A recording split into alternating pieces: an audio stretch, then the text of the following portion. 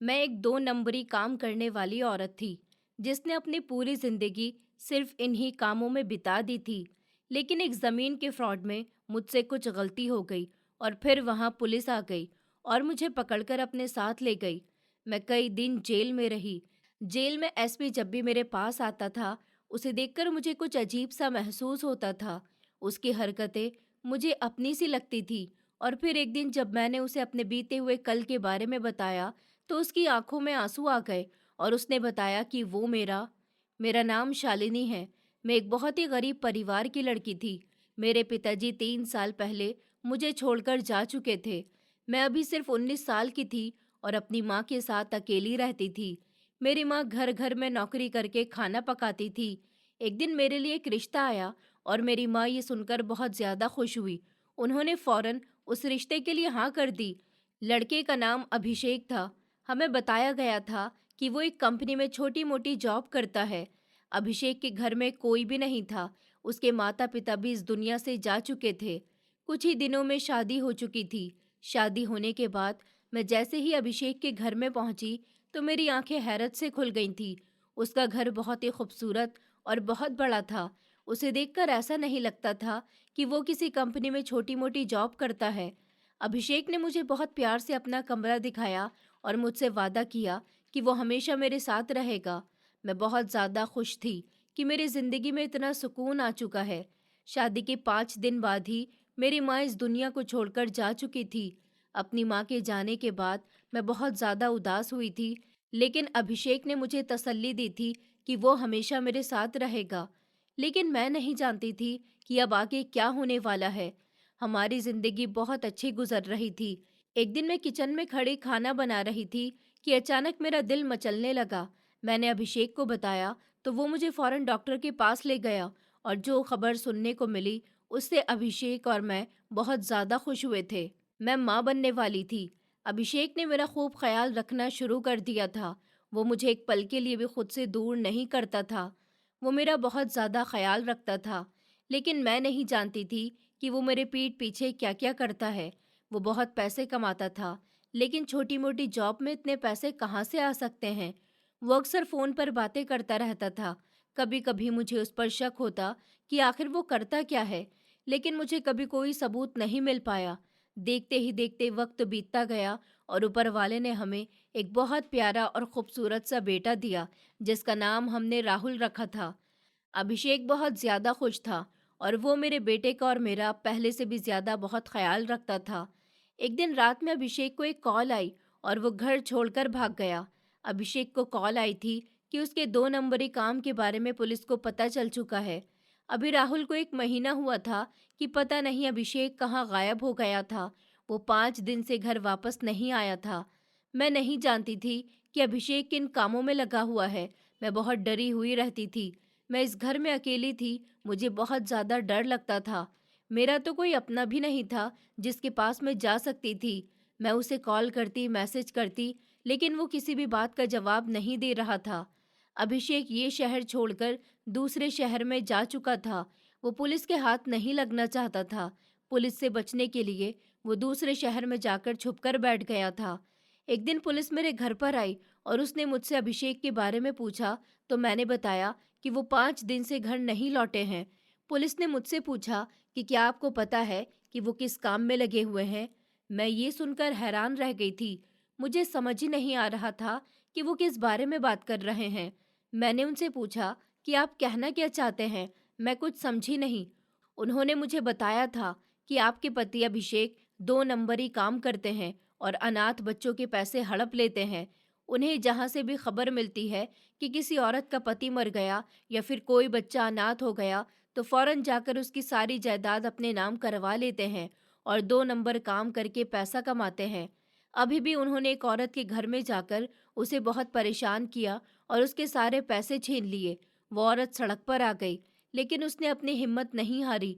वो सीधा हमारे थाने आई और उसने बताया कि आपके पति ने उसके साथ ऐसे-ऐसे किया है। ये सुनकर मेरे होश उड़ गए थे। मेरे पैरों के नीचे से ज़मीन निकल गई थी। मुझे यकीन नहीं आ रहा था कि अभिषेक ऐसा इंसान हो सकता है। मुझे थोड़ा बहुत शक होता था कि अभिषेक के पास इतने पैसे कहाँ से आते हैं, लेकिन मैं ये कभी भी नहीं सोच सकती थी कि वो अनाथ बच्चों और अकेली औरतों के पैसे हड़पता है। अभिषेक का एक गोदाम था जिसमें उसने अपनी सारी दौलत को छुपा कर रखा था। वहां पर सोने की बनी ईंटें, औरतों के जेवर, पैसों की गड्डी, हीरे मोती, क्या कुछ नहीं था।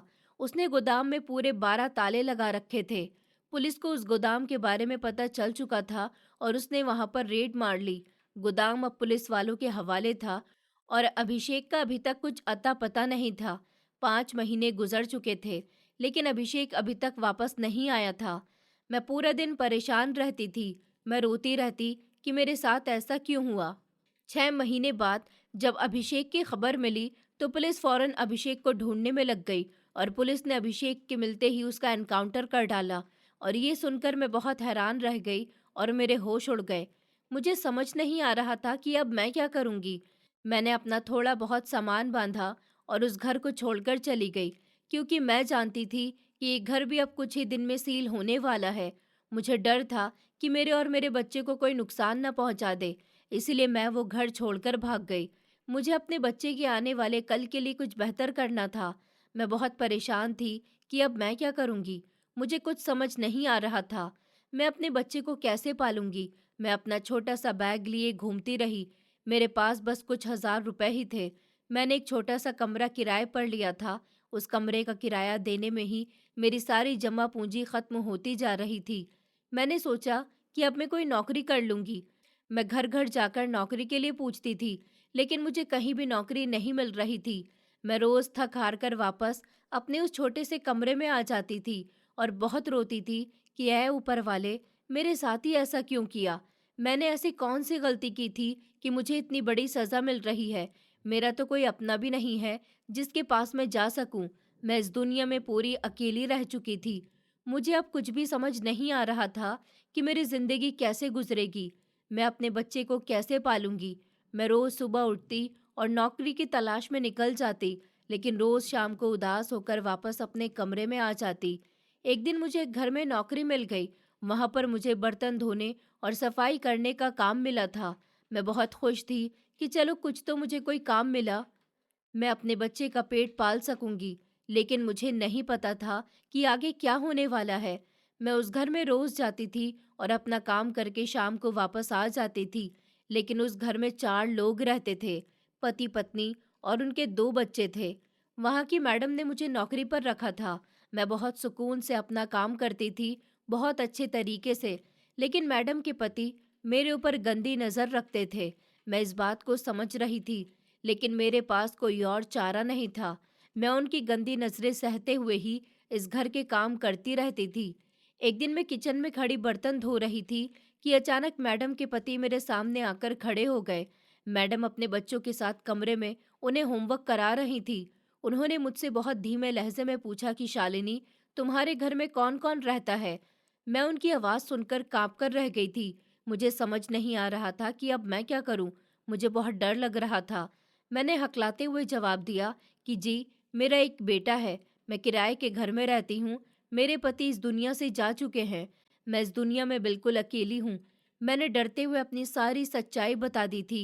उन्होंने मेरे कंधे पर हाथ रखते हुए कहा, अरे बेचारी, तुम्हारे पास तुम्हारा कोई भी अपना नहीं है। मैं फौरन डरकर पीछे हो गई थी और उनका हाथ अपने कंधे से हटा दिया था। डरो मत, मैं तुम्हारा अपना हूँ। तुम्हें डरने की कोई ज़रूरत नहीं है। मैं हमेशा तुम्हारे साथ हूँ, उन्होंने मुझसे कहा और किचन से निकलते चले गए। मैं बहुत ज़्यादा डर गई थी। मुझे समझ नहीं आ रहा था कि अब मैं क्या करूँगी। मैं उस दिन अपने घर आकर बहुत ज़्यादा रोई थी। ये दुनिया एक औरत को जीने नहीं दे सकती।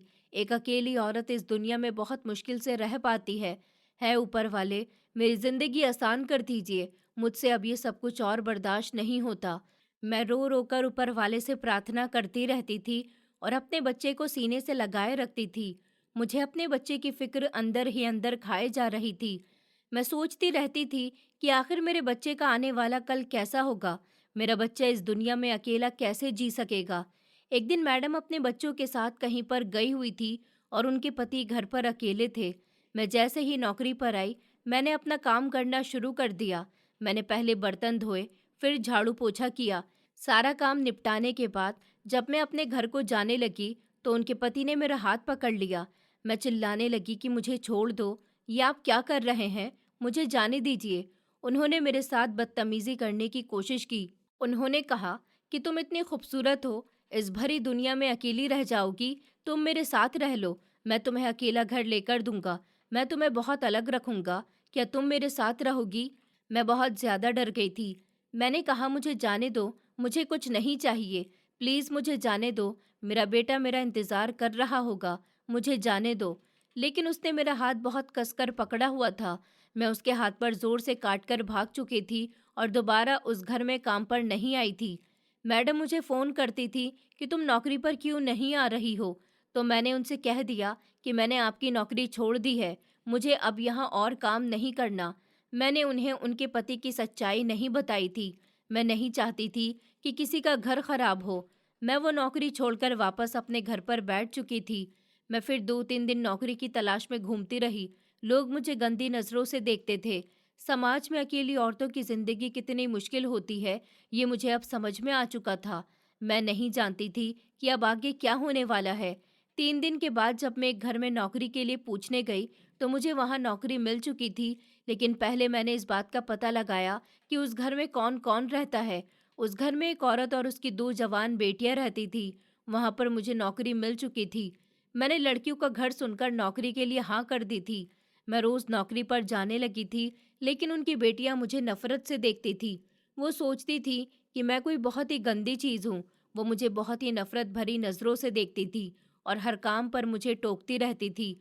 वो मुझे बहुत परेशान भी करती थी। एक दिन मैं लॉन में सफाई कर रही थी। मेरी सफाई पूरी हो चुकी थी। मैं कूड़ा उठाकर एक थैली में इकट्ठा कर रही थी कि उनकी दोनों बेटियां वहां पर आ पहुंची और उन्होंने एक कूड़े से भरा डिब्बा पूरे लॉन में दोबारा फेंक दिया और मुझसे कहा, "ऐ गंदी औरत, क्या तुझे नजर नहीं आता कि तूने कितनी गंदगी पीछे छोड़ दी है? ये तेरी सफाई है।" उन्होंने मुझे बहुत नफरत से घूरते हुए कहा। मैंने उनसे कहा कि अभी तो मैं सफाई करके आई हूँ, यहाँ कूड़ा कैसे आ गया? तो उन्होंने मुझे मेरे बालों से पकड़कर कहा, तो क्या हमने फेंका है कूड़ा? खुद से सफाई नहीं होती और हमसे जबान लड़ा रही है। चुपचाप ये सारा कूड़ा साफ कर, वरना तुझे इस घर से निकाल देंगे। कामचोर कहीं की, हर वक्त काम ना करने का बहाना ढूंढती रहती है।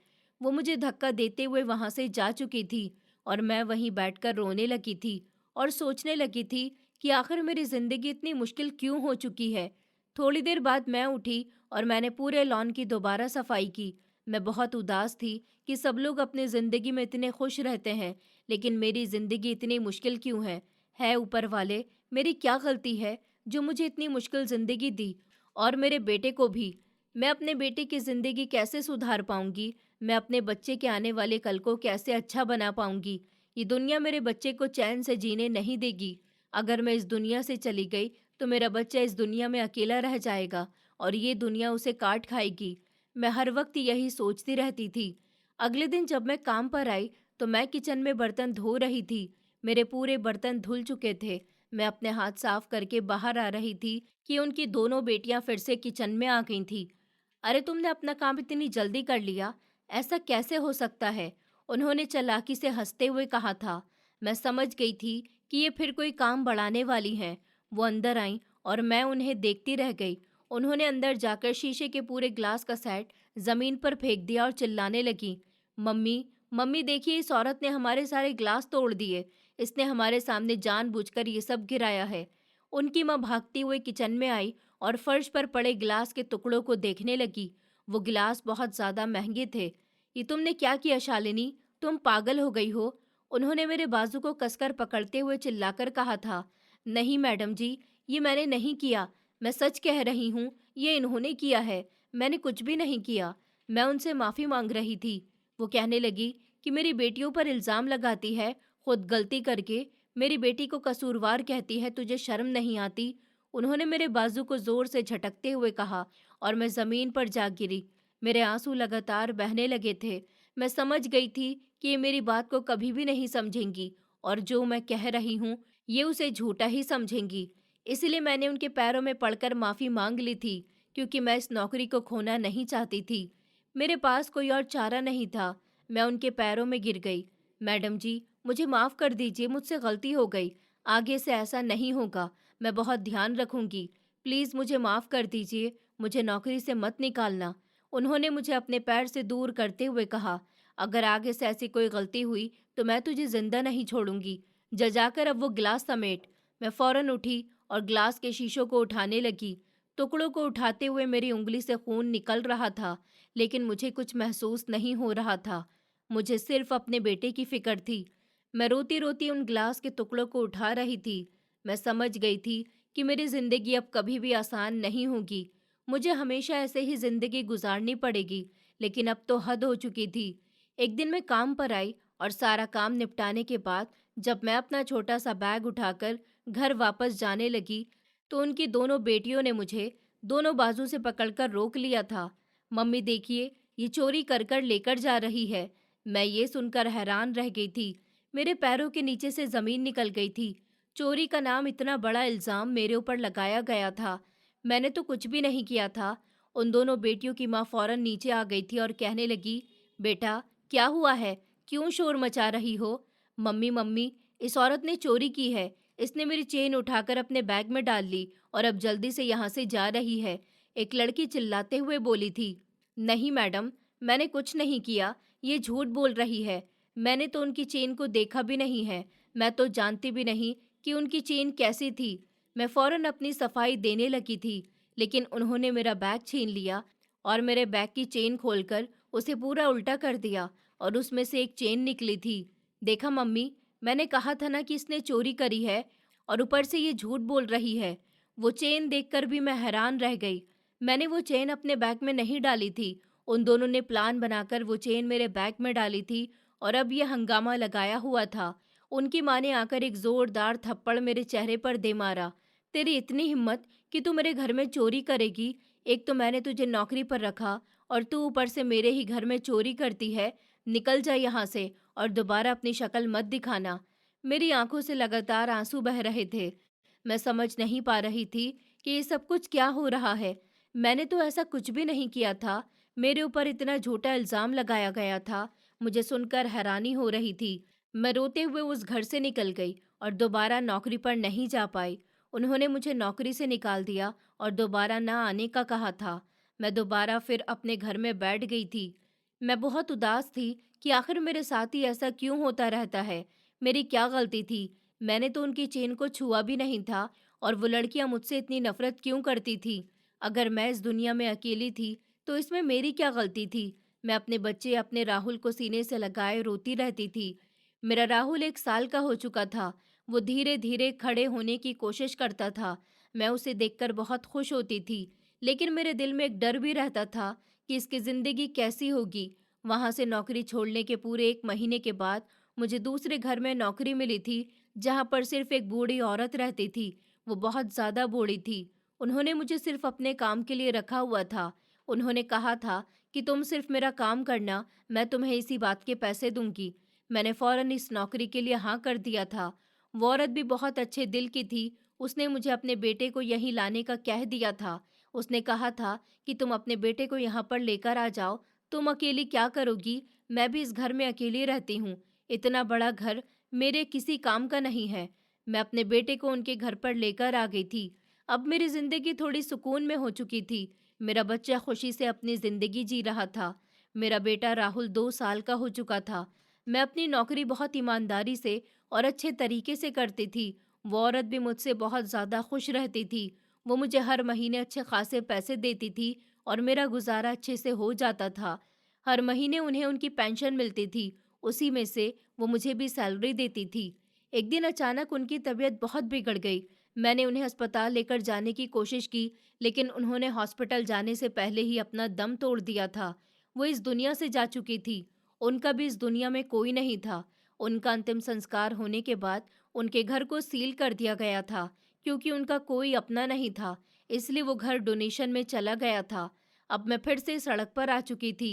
मैंने तो वो घर भी छोड़ दिया था जहां पर मैं पहले रहती थी। मेरे पास अब एक भी रुपया नहीं था, क्योंकि मेरे पास इतने पैसे नहीं होते थे कि मैं उन्हें इकट्ठा कर पाती। जो भी मिलते थे मैं उन पैसों से राहुल के लिए कुछ ले आती थी या खाने पीने में ख़त्म हो जाते थे। अब मैं सड़क पर अपने बच्चे को गोद में लिए चल रही थी। मेरी आंखों से आंसू बह रहे थे। रात का वक्त था। अंधेरा गहरा हो चुका था। अचानक बाहर बारिश शुरू हो गई थी। बारिश की बूंदों के साथ साथ मेरे आंसू भी बह रहे थे। मैं एक टीन के नीचे जाकर खड़ी हो गई, क्योंकि राहुल अगर भीग जाता तो उसे सर्दी लग जाती। मेरे पास तो दवाई लेने के लिए भी पैसे नहीं थे। मैं टीन के नीचे खड़ी थी कि अचानक वहां से 3-4 आदमी गुजरने लगे। वो मुझे गंदी नजरों से देखने लगे और कहने लगे कि ऐ लड़की, आओ हम तुम्हें तुम्हारे घर छोड़ देते हैं। वो बदतमीजी से मुझसे कह रहे थे, प्लीज मुझे जाने दो, मेरा इस दुनिया में कोई नहीं है, मैं यहाँ अकेली रहती हूँ, इसलिए मुझे जाने दो। ये सुनकर उनके होश उड़ गए थे। वो कोई आम लोग नहीं थे, वो 4 लोग थे जो दूसरों के घरों में चोरी करते थे और दूसरों की जायदाद हड़पते थे। उन्होंने मुझे बताया कि हमारा भी इस दुनिया में कोई नहीं है, हम भी अपना गुजारा चोरी पर करते हैं। वो थोड़े से उदास हो गए थे। उनकी बात सुनकर मेरे दिमाग में ख्याल आया। मैंने उनसे पूछा कि तुम लोग कहाँ पर रहते हो? उन्होंने बताया कि हमारा एक अपना घर है, हम वहीं रहते हैं और सुबह को अपने काम के लिए निकल जाते हैं और रात को सोने के लिए जाते हैं। ये सुनकर मुझे ख्याल आया था, क्या मैं तुम्हारे साथ तुम्हारे घर में एक कमरे में रह सकती हूँ? ये सुनकर उनके होश उड़ गए थे कि एक जवान लड़की उनके साथ अकेले घर में रहने को कैसे कह सकती है। ए लड़की, ये तुम क्या कह रही हो? तुम्हें पता भी है कि तुम क्या बोल रही हो? तुम हमारे साथ हमारे घर में रहोगी, हम अकेले रहते हैं और हम आदमी लोग हैं, हम कुछ भी कर सकते हैं, क्या तुम्हें डर नहीं लग रहा? मैंने उनसे कहा कि अब ऐसी दुनिया से क्या डरना, मैं सब कुछ झेल चुकी हूँ, मुझे सब कुछ पता है, प्लीज मुझे अपने साथ रख लो, मैं तुम्हारा साथ दूंगी, मैं भी वो करूंगी जो तुम करते हो। मुझे भी अपने बच्चे का पेट पालना है, अपने बच्चे को जवान करना है, अपने बच्चे की जिंदगी आसान करनी है। उन लोगों को मेरे ऊपर तरस आ गया और वो मुझे अपने साथ ले आए, लेकिन उन्होंने मुझे अपने घर में नहीं रखा। उनके घर के पीछे एक छोटा सा कच्चा सा मकान बना हुआ था, जिसमें एक कमरा था। उन्होंने मुझे वहां पर लाकर छोड़ दिया और कहा कि अब से तुम यहीं पर रहोगी, हम तुम्हें अपने घर में नहीं रख सकते। मैंने हाथ जोड़कर उनका धन्यवाद कहा था कि आपका बहुत बहुत धन्यवाद, आपने मेरे ऊपर रहम किया। अगर आप ना होते तो पता नहीं आज मैं कहाँ जाती। वो लोग दिल के बुरे नहीं थे, हालात ने उन्हें ऐसा बना दिया था। वो मुझे छोड़कर अपने घर पर जा चुके थे और तभी मैंने सोच लिया था कि मैं अब से इज्जत की रोटी नहीं कमाऊंगी, क्योंकि इज्जत की रोटी में कुछ नहीं रखा, हर जगह से बेइज्जती ही मिलती है। मैंने सोच लिया था कि मैं भी वही काम करूंगी जो ये लोग करते हैं और अपने बेटे को बहुत अच्छा इंसान बनाऊंगी, एक बड़ा आदमी बनाऊंगी, उसे बहुत अच्छी जिंदगी दूंगी। मैं अपने बेटे को कभी किसी परेशानी का सामना नहीं करने दूंगी। अगले ही दिन मैं उन लोगों के पास गई और मैंने उनसे कहा कि प्लीज़ मुझे भी कोई काम दे दो। मैं भी तुम लोगों के साथ काम करना चाहती हूँ। मुझे भी अपने बच्चे का पेट पालना है। मुझे अपने बच्चे को बड़ा करना है। मैं भी वही काम करना चाहती हूँ जो तुम लोग करते हो। मुझे समझ आ गया है कि इज्जत की रोटी में कुछ नहीं रखा। अगर इंसान इज्जत से रोटी कमाने का सोचता है तो वो हर जगह से बेइज्जती होता है। उन लोगों को मेरे ऊपर तरस आ गया था और उन्होंने मुझे अपने साथ लगा लिया था। मैं उनके साथ मिलकर चोरी करती थी, लोगों की जायदाद छीनती थी। मेरे हालात थोड़े बेहतर हो चुके थे जब से मैंने ये काम करना शुरू किया था। मैं जानती थी कि मैं गलत काम करती हूँ, लेकिन मुझे अपने बच्चे को पालने के लिए ये सब कुछ करना पड़ रहा था। मैं अपने बच्चे को कभी भी परेशानी में नहीं देख सकती थी। मैं अपने बच्चे को एक अच्छी जिंदगी देना चाहती थी। 2 साल और बीत गए थे। मैं यही काम करती रहती थी और मैंने अपना एक छोटा सा घर ले लिया था, जिसमें 2 कमरे बने हुए थे। मेरा बेटा 5 साल का हो चुका था। मैं अपने काम में इतनी व्यस्त हो गई थी कि अपने बेटे से मेरा ध्यान थोड़ा हटने लगा था। मैं अपने बेटे को घर पर अकेला छोड़कर अपने काम पर निकल जाती थी। वो लोग मुझे बताते थे कि आज तुम्हें यहाँ चोरी करनी है, इस घर में कोई नहीं है। मैं वैसा ही करती थी जैसा वो लोग कहते थे और देखते ही देखते मैं ये काम बहुत अच्छे तरीके से करने लगी थी। मैं आज तक कभी भी पकड़ी नहीं गई थी। एक बार मैं एक घर में चोरी करने गई। उस घर के लोग दावत में गए हुए थे। मैं चोरी कर ही रही थी कि अचानक उस घर का दरवाज़ा खुला। मैं हैरान रह गई। मेरे पैरों के नीचे से ज़मीन निकल गई। मुझे समझ नहीं आ रहा था कि मैं अब क्या करूँगी। मैं फ़ौरन एक पर्दे के पीछे छुप गई। उस घर में एक आदमी कुछ लेने आया था। शायद वो कुछ लेकर जाना भूल गया था। मुझे नहीं पता कि वो क्या करने आया था, लेकिन उसे कुछ आहट सी महसूस हुई थी। उसने सारी बातों को नज़रअंदाज करते हुए अपने काम पर ध्यान लगाया। लेकिन पर्दे के पीछे खड़े मेरे हाथ से एक फूलदान जमीन पर गिर गया, जिसका शोर सुनकर उसके होश उड़ गए। वो फौरन पीछे पलटकर आया। उसने अपनी नजरों को दौड़ाते हुए सब जगह देखा और उस जगह पर आ गया जहां से उसे आवाज आई थी। वो धीरे धीरे कदमों से चलता हुआ वहां पहुंचा। उसे पर्दा हिलता हुआ महसूस हुआ। उसने वो पर्दा हटाया और मुझे देख लिया। मैं परेशान हो गई, मेरे होश उड़ गए। वो मुझे पकड़ने लगा था कि ए लड़की, कहाँ जा रही हो तुम? कौन हो? इधर आओ जरा। मैं भाग रही थी, लेकिन मेरा पैर कालीन पर अटक गया था और मैं जमीन पर गिर गई थी। मुझे जाने दो, मैंने कुछ नहीं किया। प्लीज मुझे जाने दो। ऐसे कैसे जाने दूं? तुम चोर हो। तुम यहाँ क्यों आई थी? ये तुम क्या कर रही थी यहाँ पर? उसने मुझे पकड़ने की कोशिश की। मैंने उससे बचने की बहुत कोशिश की थी। मैं भागने लगी। वो मेरे पीछे पीछे ही था और अचानक मेरे हाथ में एक बड़ा सा लोहे का डंडा आ गया। देखो, मुझसे पीछे रहो, वरना मैं ये डंडा तुम्हारे सर पर मार दूंगी। वो डर गया था। सुनो लड़की, इसे नीचे फेंक दो और मैं तुम्हें यहाँ से कहीं नहीं जाने दूंगा। तुम रुको, मैं अभी पुलिस को बुलाता हूँ। उसने जैसे ही पुलिस को बुलाने के लिए अपनी जेब से फोन निकाला, मैंने फौरन वो डंडा उसके सर पर मार दिया और वो वहीं पर बेहोश हो गया। पूरे फर्श पर खून ही खून फैल गया था और मैं ये देखकर हैरान रह गई थी। मेरी आंखें फटी की फटी रह गई थी। ये मुझसे क्या हो गया था? पहली बार जिंदगी में मैंने किसी को मारा था। मैं डर गई थी। मेरे माथे पर डर के पसीने की बूंदें साफ नजर आ रही थी। मुझे समझ नहीं आ रहा था कि अब मैं क्या करूं। मैंने डंडा वहीं पर फेंका और मैं फौरन उस घर से बाहर निकल गई। मैं बहुत ज्यादा डर गई थी। मैं नहीं जानती थी कि अब आगे क्या होने वाला है। मैंने अपने साथियों को बताया कि मुझसे ऐसा हो गया, तो उन्होंने मुझे तसल्ली दी। उन्होंने कहा कि कोई बात नहीं, अक्सर ऐसे कामों में ऐसा होता रहता है, तुम्हें फिक्र करने की कोई ज़रूरत नहीं है। उन्होंने मुझे तसल्ली दी थी।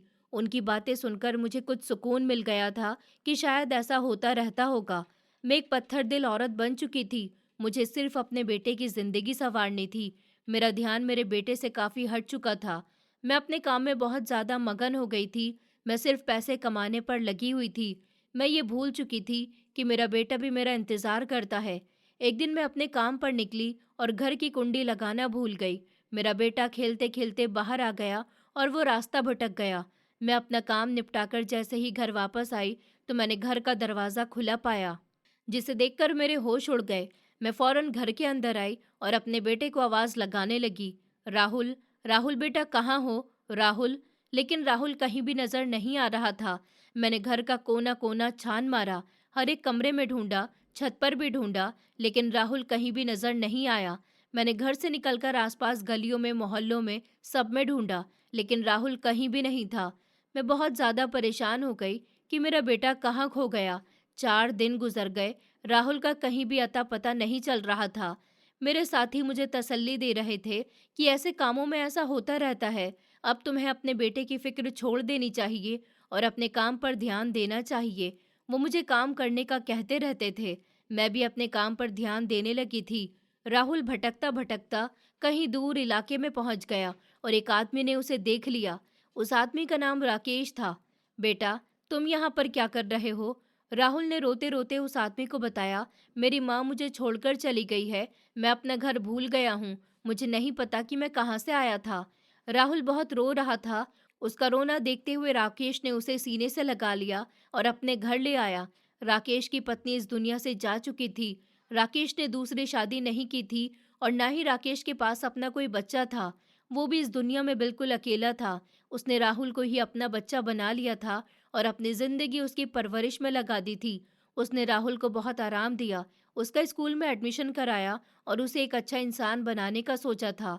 राहुल ने राकेश को कहा था कि उसे बड़े होकर पुलिस ऑफिसर बनना है और राकेश उसके सपने को हर हाल में पूरा करना चाहता था। देखते ही देखते मैं खुद उस गैंग की लीडर बन चुकी थी। मैं काम इतनी सफाई से करती थी कि मुझे इस गैंग का लीडर बना दिया गया था। अब मैं सबको हुक्म देती थी कि किसको क्या करना है। कोई मुझे कुछ नहीं कहता था। मैं अब बहुत बड़े बड़े काम करती थी, जैसे ज़मीनों का फ्रॉड करना, घर की जायदाद पर कब्जा करना, बैंक में डाका डालना। लेकिन कभी भी मुझे किसी ने नहीं पकड़ा था। 20 साल बीत चुके थे। मैं एक बहुत अमीर औरत बन चुकी थी। मेरा घर इतना बड़ा था कि लोग देखकर हैरान रह जाते थे। दूसरी तरफ राहुल कॉलेज जाता था। वो अपने CSS के एग्ज़ाम दे रहा था, लेकिन एक दिन वो जैसे ही घर वापस आया तो राकेश इस दुनिया को छोड़कर जा चुका था। राहुल बहुत रोया था। पिताजी उठिए, आप मुझे छोड़कर कैसे जा सकते हैं? अभी तो मैं पुलिस ऑफिसर भी नहीं बना था। राकेश ने अपनी सारी जायदाद राहुल के नाम कर दी थी और उसे पुलिस ऑफिसर बनाने के लिए अपनी पूरी जिंदगी गुजार दी थी। राहुल अपने सीएसएस के एग्जाम में पास हो चुका था। इस दुनिया के बेरहम शहर में मेरा नाम बहुत अच्छे से जाना जाता था। ऐसा कोई भी नहीं था जिसे मेरा नाम नहीं पता था। मेरे सीने में दिल की जगह एक काला और बेरहम पत्थर दिल धड़कता था, जिसको रहम, हमदर्दी और इंसानियत का कोई लेना देना नहीं था। मैंने अपनी सारी जिंदगी सिर्फ और सिर्फ दूसरों के हक मारने, गरीबों को लूटने और ख़ास तौर पर उन मासूम और बेबस अनाथ बच्चों की जायदाद को दो नंबरी से हथियाने में गुजार दी थी। मेरे लालच कभी ख़त्म होने का नाम नहीं लेती थी। मैंने अपनी जवानी से लेकर बुढ़ापे तक अनाथ बच्चों को उनके असली घरों से धक्के मारकर और घसीटकर इस शहर की इन कच्ची और गर्म सड़कों पर भीख मांगने के लिए फेंक दिया था और उनकी उन सारी ज़मीनों और उन दुकानों पर नकली कागज और झूठे गवाहों को लाकर अपना कब्जा जमा लिया था। मैंने कभी किसी रोते हुए मासूम के आंसुओं की परवाह नहीं की थी। मेरा दिल अब पत्थर का हो चुका था। अगर कोई मेरे पैर पकड़ने की कोशिश करता था तो मैं उसे ठोकर मारकर खुद से दूर कर देती थी। मेरे दिल में रहम नाम की कोई चीज़ नहीं बची थी, क्योंकि मेरा वो काला और गंदा दिल सिर्फ और सिर्फ सोने के सिक्कों की आवाज़ और हीरो की उस चमक पर धड़कता था, जिसने मेरी आंखों पर एक ऐसी मोटी और अंधी पट्टी बांध रखी थी जिसे मौत के अलावा कोई और नहीं खोल सकता था। मेरे हाथों पर गरीब लोगों के बहते हुए आंसू और उनकी बद्दुआओं का वो खून लगा हुआ था, जिसे इस दुनिया का कोई पानी, कोई समुंदर नहीं धो सकता था। मैंने शहर के सबसे अंधेरे, वीरान और सुनसान इलाके में अपने एक बहुत बड़ा और खूबसूरत किले जैसा गोदाम तैयार करवाया था, जिसकी ऊंची और मजबूत दीवारें मेरी लालच और मेरी दो नंबर की कमाई को बचाने के लिए खड़ी की गई थी।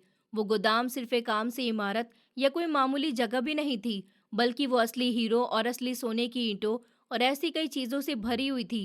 वहाँ पर ऐसा खजाना था जिसकी कीमत का अंदाज़ा लगाना इस शहर के बड़े से बड़े इंसान के बस की बात भी नहीं थी। उस गोदाम की वो दीवारें इतनी ऊंची और मोटी थी कि कोई उन पर चढ़ने का सोच भी नहीं सकता था। किसी आम इंसान के लिए तो बहुत ही मुश्किल था उन दीवारों के ऊपर चढ़ना। मैंने उन दीवारों पर जहरीले कांटेदार तार बिछाए थे, जो किसी भी इंसान के शरीर को कुछ ही देर में चीर फाड़ कर रख सकते थे। उस गोदाम में मेरी पूरी जिंदगी की कमाई इकट्ठा थी। उसमें खास सोने की ईंटें, हीरे मोती, पैसे, सब कुछ रखे हुए थे। इसके अलावा वहाँ दुनिया भर से लूटे हुए और दो नंबरी से लिए गए बहुत ही खूबसूरत और महंगे आइटम्स भी मौजूद थे, जिनकी चमक पर मैं बहुत ही फख्र महसूस करती थी। इस गोदाम की इन भारी दीवारों के पीछे मेरी वो सारी जिंदगी की कमाई छुपी हुई थी। वो सोने के बड़े बड़े जेवर और वो हीरो की चमकदार थैलियाँ और मेरे घमंड की चिल्ला चिल्लाकर गवाही देती थी, जो मैंने इस दुनिया में जुल्म करके इकट्ठी की थी। मैंने इस गोदाम के आसपास बहुत ही खतरनाक और बेरहम पहरेदार खड़े किए थे। वो हर वक्त पहरा देते रहते थे, जिन्हें मैंने बहुत भारी पैसा देकर सिर्फ इसलिए रखा था कि कोई गरीब या कोई आम इंसान मेरे गोदाम के आसपास भी न भटक सके। उन पहरेदारों के चेहरे पर कोई इंसानियत और उनकी आंखों में कोई रहम मौजूद नहीं था। वो खतरनाक हथियार लेकर उस गोदाम के चारों कोने में दिन रात पहरेदारी करते रहते थे। इस गोदाम में अब मेरी पूरी दुनिया बसी हुई थी। मैंने उन पहरेदारों को सिर्फ इतनी भारी रकम देकर अपना गुलाम बना रखा था कि मेरा अंधा लालच और मेरी दो नंबर की कमाई को इस दुनिया की कोई नज़र और कोई कानून न छीन सके। मुझे अपने पैसों और कमाई पर अंधा घमंड था। मैं खुद को इस दुनिया की रानी समझती थी, सबसे ताकतवर इंसान समझती थी। मैं अपनी खूबसूरत और बड़ी हवेली के उस रेशम के नर्म बिस्तर पर सोई थी, जहाँ मुझे दुनिया का हर आराम, हर राहत मिलती थी। मेरी वो हवेली बहुत ही ज़्यादा बड़ी और बहुत ही खूबसूरत थी। उसके बड़े लॉन में कीमती चमकदार पत्थर लगाए गए थे और हवेली की ऊंची दीवारों पर शुद्ध सोने और चांदी से बहुत शानदार काम किया गया था। मेरे नौकरों की एक बड़ी और लंबी चौड़ी फौज हर वक्त मेरे एक इशारे और मेरे एक हुक्म के इंतजार के लिए अपने हाथ बांधे और सर झुकाए खड़ी रहती थी। मेरे खाने के टेबल पर दुनिया के स्वादिष्ट और महंगे खाने सजे रहते थे, लेकिन इतने आराम और ताकत के बाद भी मेरे काले और गलती से भरे हुए दिल को और मेरी इन आंखों को कभी भी सुकून और मीठी नींद नहीं मिलती थी, जो एक इज्जत से रोटी कमाने वाले गरीब इंसान को कच्ची जमीन पर भूखा सोने से भी मिल जाती है। मेरा चालाक दिमाग हर वक्त अपनी इस दौलत की गिनती को और बढ़ाने के चालाक प्लान के बारे में सोचता रहता था। मुझे हर वक्त यही डर अंदर से खाता रहता था कि कहीं कोई मेरी इस दौलत को चुरा न ले, कहीं कोई मेरे दिमाग पर कब्जा न कर ले और कहीं मेरा वो सारा घमंड मिट्टी में ना मिल जाए। इसलिए मैंने उस गोदाम पर बहुत सारे भारी ताले और बहुत ही खतरनाक दरवाज़ा लगा रखे थे, लेकिन फिर भी मैं एक बेचैनी का शिकार रहती थी। मैं अपनी ही कमाई हुई इस दौलत की कैदी बन चुकी थी और मेरा दिमाग हर वक्त शक और एक ऐसी अंधेरी खाई में गिरा रहता था जहां से निकलने का कोई रास्ता मुझे समझ में नहीं आता था। मैं लोगों को फ़ोन करके ऑर्डर देती थी, मैं खुद कोई काम नहीं करती थी। मैं लोगों से अपने सारे काम करवाती थी। मैं खुद को एक रानी समझने लगी थी। जहाँ भी मुझे खबर मिलती थी कि कोई बच्चा अनाथ हो गया या किसी औरत का पति उसे छोड़कर चला गया, मैं फ़ौरन अपने आदमियों को वहाँ भेज देती और ज़बरदस्ती उनकी सारी जायदाद हड़प लेती थी और अपनी कमाई को बढ़ाती रहती थी। मेरे दिल में अब एक इंसान का दिल नहीं बचा था, सिर्फ एक पत्थर रह गया था। मुझे किसी पर रहम नहीं आता था, मुझे किसी के रोने पर तरस नहीं आता था। मुझे सिर्फ अपनी कमाई को बढ़ाने का भूत सवार था। पता नहीं मैं इतनी कमाई का क्या करती, लेकिन मैं ये काम अब छोड़ भी नहीं सकती थी। मैं अपने गोदाम में खड़े होकर इस तरह सांस लेती थी जैसे मुझे बहुत सुकून मिल रहा हो। पैसे से निकलने वाली महक और हीरे की चमक मेरे दिल को सुकून पहुंचाती थी।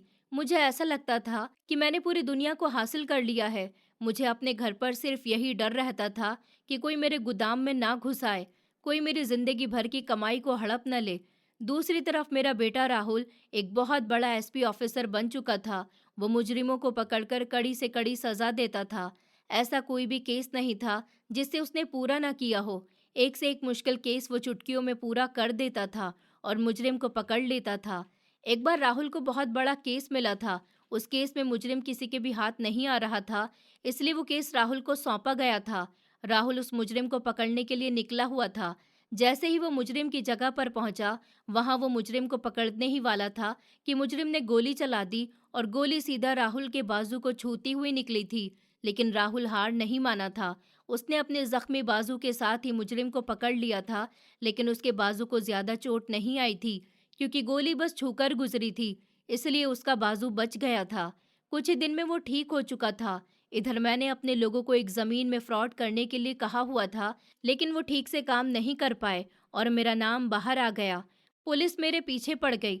मैं दूसरे शहर चली गई, लेकिन वहां भी पुलिस ने मेरा पीछा नहीं छोड़ा। मैंने 4 बार अपनी जगह बदल ली, लेकिन पुलिस मेरा पीछा नहीं छोड़ पाई और चौथी जगह पर पुलिस ने मुझे पकड़ लिया। मुझे पकड़ने एसपी राहुल ही आया हुआ था। मुझे पकड़ने के बाद जेल में डाल दिया गया था। मेरे खिलाफ सबूत इकट्ठे किए जा रहे थे क्योंकि मैं काम इतनी सफाई से करती थी। मेरे सबूत बहुत आसानी से नहीं मिल सकते थे, लेकिन राहुल की जिम्मेदारी पर जो केस आ जाए वो इतनी आसानी से जाने नहीं देता। वो तिनका तिनका करके सारे सबूत इकट्ठे कर रहा था। न राहुल मुझे पहचान सकता था और ना ही मैं राहुल को। मुझसे जेल में राहुल जब भी कोई सवाल करने आता था, उसकी हरकतें देखकर मुझे अजीब महसूस होता था। उसके गले पर एक मोटा सा तिल था जो मेरे बच्चे पर भी था। अगली बार जब राहुल आया तो उसके हाथ में एक कॉपी पेन था।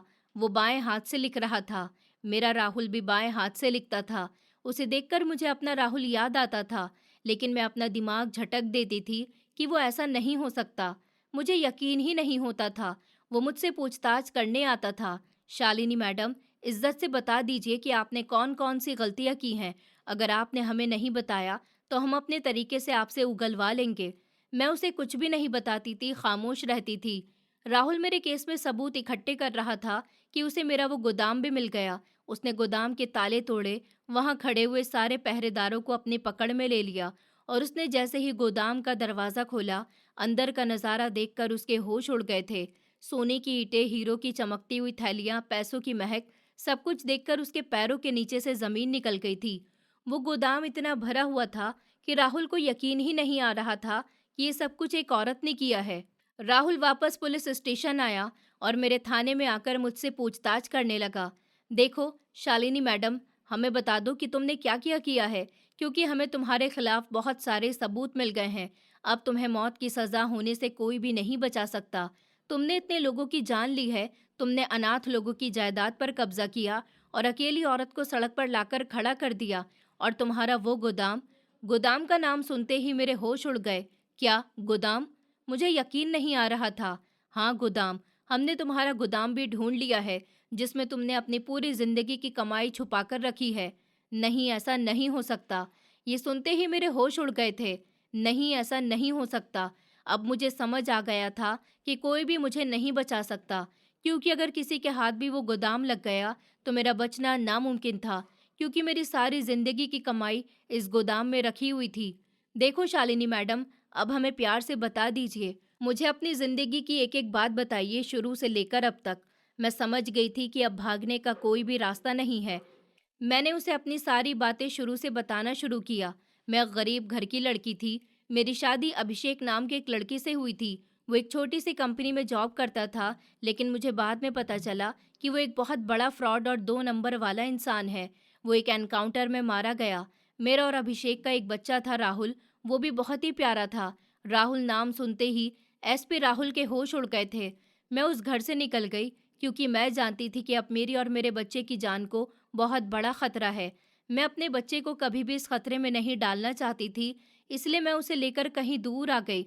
दूसरे शहर में आकर मैंने घर घर में नौकरी की, लेकिन सब जगह से मुझे बेइज्जती मिली। फिर मैंने सोच लिया कि मैं अपने बेटे को कभी भी किसी परेशानी का सामना नहीं करने दूंगी, इसलिए मैंने एक गैंग का साथ दिया और चोरी करना शुरू कर दिया। लोगों की जायदाद हड़पना, चोरी करना, ये सब कुछ मेरा काम बन चुका था। मैं इस काम में अपने बच्चे को भी भूल गई थी। मुझे अपने बच्चे का बिल्कुल भी ख्याल नहीं रहा था। एक दिन मैं अपने काम के लिए निकली और दरवाज़ा खुला हुआ छोड़ गई। मेरा बच्चा राहुल उसी दिन दरवाजे से बाहर निकल गया और दोबारा मुझे कभी भी नहीं मिल पाया। मैं 2-4 दिन बहुत उदास रही, लेकिन फिर मैं अपने काम में बिजी हो गई। देखते ही देखते मैं इन कामों में बहुत आगे पहुंच गई थी। मुझे अच्छा और मुझसे ज़्यादा सफाई से ये काम कोई नहीं करता था, इसलिए मुझे इस गैंग का लीडर बना दिया गया। और फिर एक दिन मैं बहुत ज़्यादा अमीर हो गई। मैंने सारे अनाथ बच्चों के पैसे हड़पे, और मुझे जहाँ भी खबर मिलती थी कि किसी औरत का पति उसे छोड़कर जा चुका है, तो मैं उसकी जायदाद हड़पने पहुँच जाती थी और उसे सड़कों पर लाकर खड़ा कर देती थी। मुझे किसी पर रहम नहीं आता था, मुझे किसी के आंसुओं पर तरस नहीं आता था। मेरा दिल पत्थर का हो चुका था। मुझे अब अपने बच्चे का भी नहीं पता कि वो कहाँ होगा। क्या तुम मुझे मेरा बच्चा लाकर दे सकते हो? मेरा बच्चा बाएं हाथ से लिखता था, बिल्कुल तुम्हारी ही तरह, और उसकी गर्दन पर एक बड़ा सा तिल था। बचपन से वो बहुत ही खूबसूरत बच्चा था। मेरा बच्चा, मैंने उसकी ज़रा सी भी कदर नहीं की। मैं उसे अपने काम में बिल्कुल ही भूल गई। मुझे अपना बच्चा याद ही नहीं रहा। आज मेरा बच्चा मेरे पास नहीं है। क्या तुम मेरे राहुल को लाकर दे सकते हो? मेरी सारी बातें सुनते ही एसपी राहुल की आंखों में आंसू आ गए और उसे भी अपना सब कुछ याद आने लगा था। उसने मेरे कंधे पर हाथ रखते हुए बहुत ही धीमे लहजे में कहा, माँ। ये शब्द सुनते ही मेरे होश उड़ गए। क्या? मुझे लगा शायद मेरे कानों ने कुछ गलत सुना है। मैं राहुल हूँ। मैं आपका राहुल हूँ। आपने मुझे अकेला छोड़ दिया था। ये सुनते ही मेरे होश उड़ गए थे। क्या? ऐसा नहीं हो सकता। तुम यहाँ कैसे हो सकते हो? राहुल ने मुझे अपनी सारी कहानी बताना शुरू की। जब मैं अपने घर से निकल गया था, तो मुझे रास्ते में एक आदमी ने उठा लिया था और वो मुझे अपने घर ले आया था, क्योंकि उसकी पत्नी इस दुनिया से जा चुकी थी और उसका कोई अपना बच्चा नहीं था। उसने मुझे अपने बच्चों की तरह पाला और मुझे इतना बड़ा इंसान बनाया। मैंने उसे बताया था कि मेरा सपना एक पुलिस ऑफिसर बनने का है, तो उसने मेरे सपने को पूरा करने के लिए अपनी पूरी जिंदगी गुजार दी और वो अपनी सारी जायदाद मेरे नाम करके इस दुनिया से चला गया। आज मैं जहाँ भी खड़ा हूँ, सिर्फ उस आदमी की वजह से खड़ा हूँ, और आज मैंने आपको पकड़ लिया। आज मैंने अपनी माँ को एक मुजरिम के तौर पर पकड़ा है। मुझे यकीन नहीं आ रहा। ये सुनते ही मेरे होश उड़ गए थे। मेरी आंखों से लगातार आंसू बहने लगे थे। राहुल बहुत ज़्यादा भावुक हो गया था। उसने मुझे सीने से लगा लिया। मेरे बच्चे, मुझे माफ़ कर देना। मुझसे बहुत बड़ी गलती हो गई। मैं तो तुझे बिल्कुल ही भूल गई थी। मुझे पता है कि मुझसे बड़ी गलती हुई है और मेरी गलती माफ़ करने के लायक नहीं है। हो सके तो मुझे माफ़ कर देना। मुझे माफ़ कर देना। मेरे बच्चे, मैं बार बार उससे माफ़ी मांग रही थी। माँ, आप माफ़ी मत मांगिए। मैंने आपको माफ़ कर दिया। मैं आपको बचाने के लिए हर मुमकिन कोशिश करूँगा, लेकिन आपने ये सब काम क्यों किया? आपने उन बेचारे लोगों पर ज़रा भी तरस नहीं खाया। उनके आंसुओं पर थोड़ा सा भी दर्द नहीं हुआ। आपने सबकी ज़िंदगी बर्बाद कर दी, और अपनी भी, और आज मेरी भी। आपने बहुत गलत किया है माँ। राहुल रोता हुआ जेल से निकलकर चला गया और मुझे बचाने के लिए हर मुमकिन कोशिश करने लगा, लेकिन मेरा बचना नामुमकिन था, क्योंकि मैंने जितनी गलतियां करी थी उनसे बचा नहीं जा सकता था। राहुल ने हर मुमकिन कोशिश की थी, लेकिन वो मुझे बचा नहीं पाया।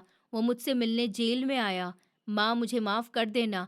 आपकी गलतियाँ इतनी ज़्यादा हैं कि मैं आपको नहीं बचा सकता। कल को कोर्ट जाना है और वहाँ पर आपका केस दर्ज है। कल को आपको सज़ा सुनाई जाएगी। माँ, मुझे माफ़ कर देना। मैंने उसे सीने से लगा लिया। बेटा, तू माफ़ी मत माँग, गलती तो मेरी है। मैंने तुझे छोड़ दिया। मैं तुझे भूल गई। मैंने ज़रा भी नहीं सोचा कि तेरे साथ क्या हुआ होगा। मुझे माफ़ कर देना बेटा। और जिस गलती की सज़ा मुझे मिलने वाली है, उसकी मैं हकदार हूँ। मैं कभी भी पीछे नहीं हटूंगी। मैंने ज़िंदगी में बहुत गलतियाँ की हैं, मुझे पता है, और मैं अब अपनी सज़ा की हकदार हूँ। मुझे ये सज़ा दिलाने के लिए कोई भी नहीं रोक सकता। तू अपनी ज़िंदगी बहुत अच्छी तरह गुजारना, और हो सके तो अपनी माँ को माफ़ कर देना। मैं पैसा कमाने में इतनी अंधी हो चुकी थी कि मैं तुझे ही भूल गई। जब इंसान को दुनिया की हर ठोकर मिल जाए, तो वो इसी तरह पत्थर दिल इंसान बन जाता है, जैसे मैं बन गई थी। लेकिन आज मुझे अपनी गलतियां समझ आ गई हैं। तू बिल्कुल भी उदास मत होना। तू अपनी ज़िंदगी बहुत सुकून से गुजारना और अपनी माँ को भूल जाना, जैसे तेरी माँ कभी इस दुनिया में थी ही नहीं। मेरी बात पर राहुल के आंसू लगातार बह रहे थे। अगले दिन मुझे कोर्ट लेकर जाया जा रहा था।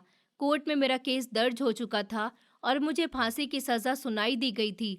सज़ा का सुनते ही राहुल और उदास हो गया। वो कोर्ट में रो नहीं सकता था, क्योंकि वो अपनी ड्यूटी पर था। मुझे 2 दिन बाद फांसी होनी थी, इसलिए 2 दिन तक मुझे जेल में ही रखा गया। राहुल ने 2 दिन तक मेरा बहुत ख्याल रखा था, मुझे अपने हाथों से खाना खिलाया और मुझसे ढेर सारी बातें की थी। बेटा, तू एक बहुत अच्छी लड़की से शादी करना, जो बिल्कुल तेरी तरह हो, ईमानदार और अच्छी, और अपनी ज़िंदगी बहुत खुशी से गुजारना। मेरी बातें सुनकर राहुल की आंखों में आंसू आ जाते थे। माँ, मुझे माफ़ कर देना। मैं आपको बचा नहीं पाया। आपकी गलतियाँ इतनी ज़्यादा थीं कि मेरी हर कोशिश नाकाम रही। मेरे बच्चे, तू मुझसे माफ़ी मत माँग, बल्कि माफ़ी तो मुझे तुझसे माँगनी चाहिए। हो सके तो मुझे माफ़ कर देना। वो मेरे सीने से लगकर रोने लगा था। 2 दिन बाद ही मुझे फांसी हो चुकी थी और राहुल इस दुनिया में अकेला रह गया था। सच्चाई हमेशा हर अंधेरे और हर जुल्म को चीरकर अपनी सच्ची और असली जगह तक पहुँचकर ही दम लेती है, और इंसान की लालच और उसका घमंड उसकी अपनी मौत का जिम्मेदार बन जाता है। दोस्तों, उम्मीद करती हूँ आपको हमारी कहानी पसंद आई होगी। कहानी पसंद आई है तो वीडियो को लाइक करें, चैनल पर नए हैं तो चैनल को सब्सक्राइब करें, और हाँ, नोटिफिकेशन बेल को ज़रूर दबाएं ताकि अगली अपडेट सबसे पहले आपको मिले।